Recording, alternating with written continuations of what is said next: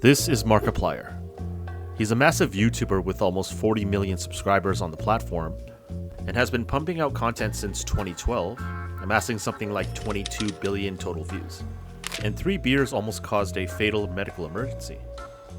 He was on Logan Paul's podcast a few years ago, and one of the stories that he had told was that he had a near-death experience with alcohol. He then goes on to explain that during a night of drinking with his friends, he suddenly felt extremely dizzy and lightheaded. And while in the bathroom in an attempt to recover, he lost consciousness from a sudden cardiac event, causing his friends to call an ambulance because he obviously needed medical attention. Good thing too, because Markiplier then had a second heart attack while in the ambulance on the way to the hospital, and promptly lost consciousness while talking to the EMTs. All because of 3 beers. And then the machine that I'm hooked up to start going, do, do, do, do, do, do, do, do. And he looks over and he's like, "You feeling okay?" And I'm like, "No, did you mention it?" "No." And he's like, "Yeah, you're having a heart attack." And then I just go, like, just out. And it was because of the drinking. Yeah. It's because Markiplier is Asian.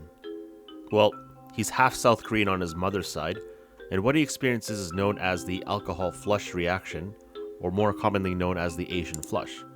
It's a condition that's especially common among people of East Asian descent, and it's the reason why Mark and alcohol don't exactly get along.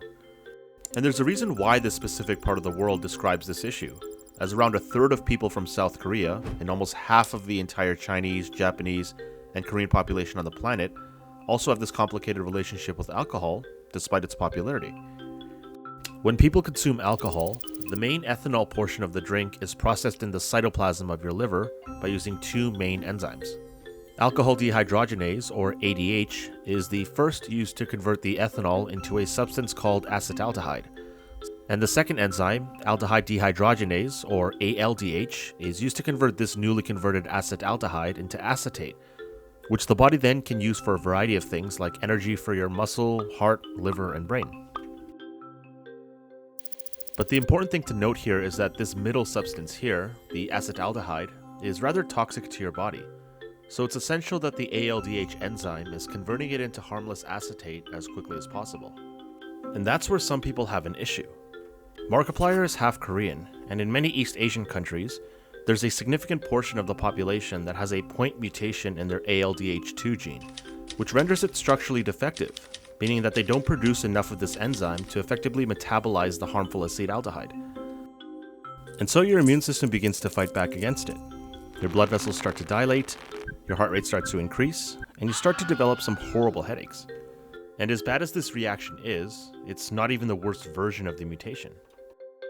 Most individuals who experience the Asian flush reaction are heterozygous for the ALDH2 mutation, meaning that they carry one defective allele alongside one fully functional copy. However, if you're unfortunately homozygous for the mutation, as Markiplier most likely is, you've inherited 2 faulty versions of the gene, one from each parent. In this case, the adverse effects of alcohol consumption aren't just present, they're significantly amplified. The typical symptoms of alcohol flush syndrome don't just appear sooner, they hit harder, last longer, and come with an elevated risk of far more serious complications, both acute and over time. But I can't drink because the last time I drank, I had a heart attack. Oh, God. Yeah. Acetaldehyde is also a known carcinogen, meaning that, like smoking, the very presence of this compound in the body is directly linked to increased risks of developing a variety of different cancers, with a strong correlation between increased consumption of alcohol to increased esophageal cancer risk. And this increased risk is because of the presence of the acetaldehyde compound in our bodies, causing a certain chemical reaction that affects our very DNA in a not so favorable manner by creating what we call DNA adducts. DNA adducts are part of our genetic code that covalently link to chemical compounds, including acetaldehyde. If the nitrogenous bases in your DNA are binding to exogenous compounds like acetaldehyde, it means that it's not binding to other parts of your DNA, which then leads to mutations, which then leads to other problems. A study done in Japan back in 2006 compared the number of acetaldehyde-derived mutations for 3 different DNA adducts between 2 different groups of individuals, one that had the ALDH2 deficiency, and a control which had no enzyme deficiencies. And of course the immune response is night and day, as the number of mutations in the enzyme-deficient group were significantly higher in all categories compared to the ones who had no problems processing ethyl alcohol, somewhere in the category of 2 to 6 times as many mutations.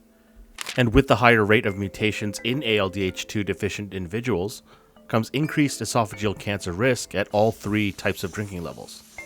But the interesting thing to note here is the slope of the lines relating alcohol consumption to esophageal cancer risk between the 2 groups, as the odds become significantly worse for moderate and heavy drinkers. Now, with all of that said, drinking a few beers won't directly give you cancer, but if you're enzyme deficient like Markiplier is, it's probably a good idea to take an extra second to reconsider the risks. It might just save your heart.